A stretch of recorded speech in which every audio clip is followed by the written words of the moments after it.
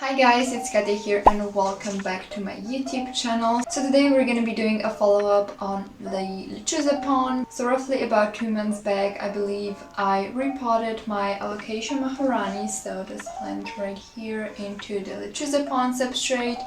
I am using the LECHUZA mini delty pots, I believe this is how they're called. It comes with a package of LECHUZA. You get the inner pot and the outer pot. And I feel like it's time for me to do a review because I feel like I have a good general idea about how the LECHUZA pon works. But if you are curious about the whole overview of LECHUZA, I would suggest to check out the video that I did before. If you're already seen it, then just keep watching. Okay, so I will be starting off with the negative aspects of it because they do bother me to some degree, and I feel like you should take this into account whether or not you're considering to convert some of your plants or just putting them into pon. So the first and major problem that I had is the translucent roots. So within the first 2 weeks or so, or even 3, I had the water reservoir filled with water because allegedly this is how these pots are supposed to work. You know, you put the water, the pond wicks the water and the roots get the water. So this was the main principle, but what I found is it just keeps the media way too moist and wet. So whenever the roots actually turn translucent, what it means is there's way too much water in those cells, so they could potentially burst and they're way more susceptible to any fungal or bacterial problems at that time.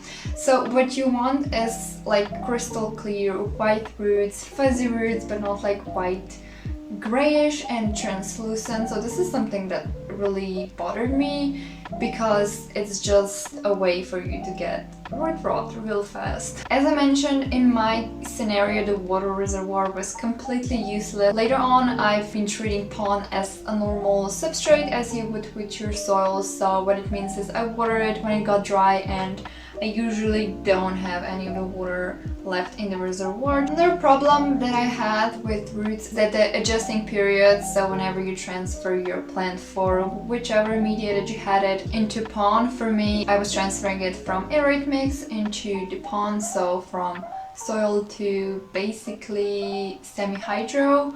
So it was a bit of a shock. The plant needed like 2 or 3 weeks to bounce back, which is a long transitional period because if you were to transfer plants, let's say from water to sphagnum, from aerate mix to sphagnum, it's faster, like you'll see new roots way faster than I did with the pon. So I was really worried at the beginning, but after the plant has adjusted, it's fine. Like it was a smooth ride from there. And now I have the problem with fertilizers. So in the webpage they mentioned that it comes with a slow release fertilizer, which it does. You will see small balls of fertilizer.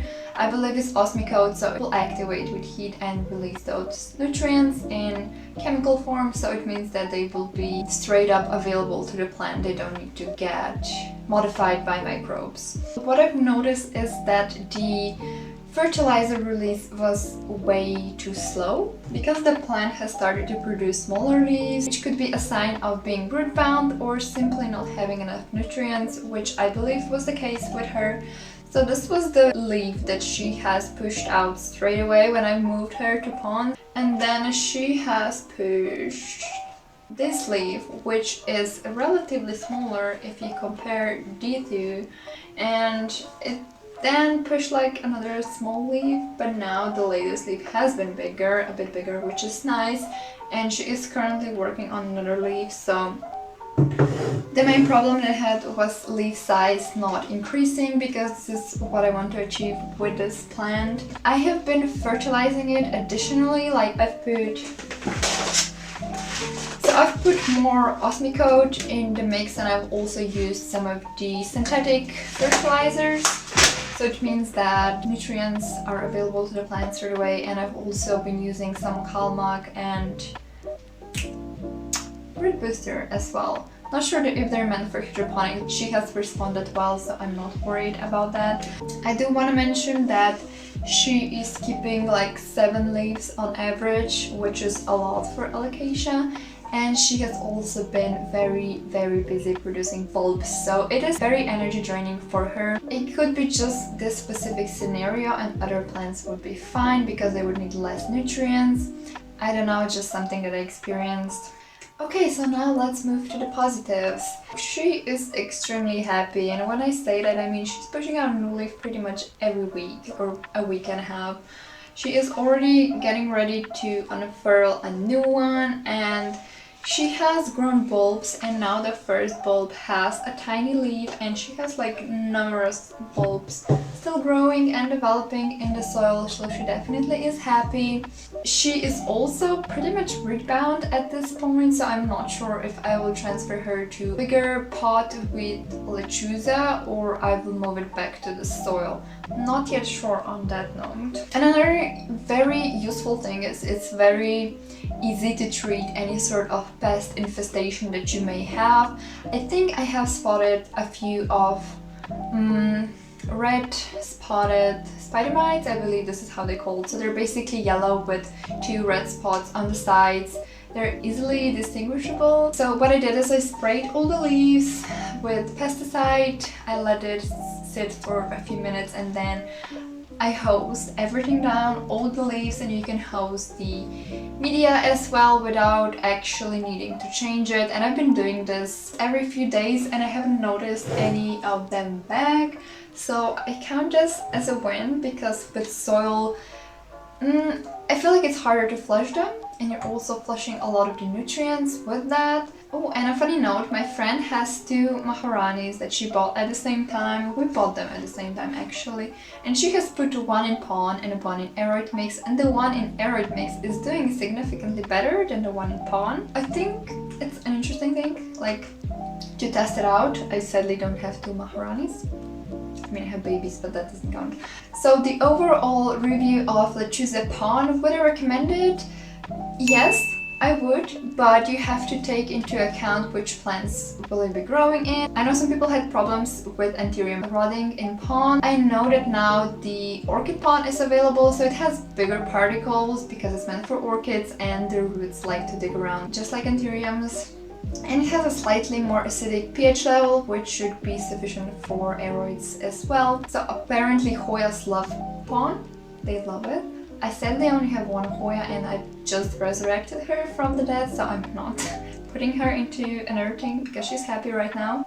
For philodendrons, it's a hit or miss because philodendrons have very fine roots, so they are susceptible to rot. And I know some people had problems with rot as well. Again, not my personal experience, just sharing what people have told me.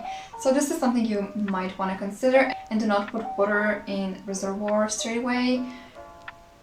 Just don't do it. Like, you can try it out later on, but not when you've just transferred your plant, so you don't shock it with the endless supply of water. Okay, something to keep in mind.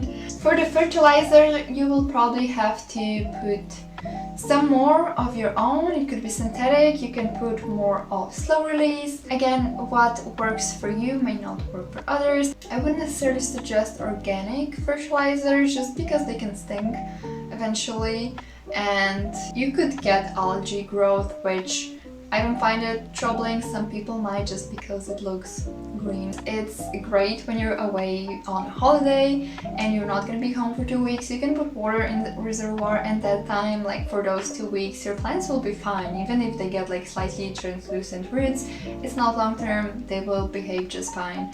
So yeah, this was it for this LECHUZA PON review. I hope you enjoyed. If you did, please give this video a like, click that notification button and subscribe if you're not already, and I will see you next time. Bye!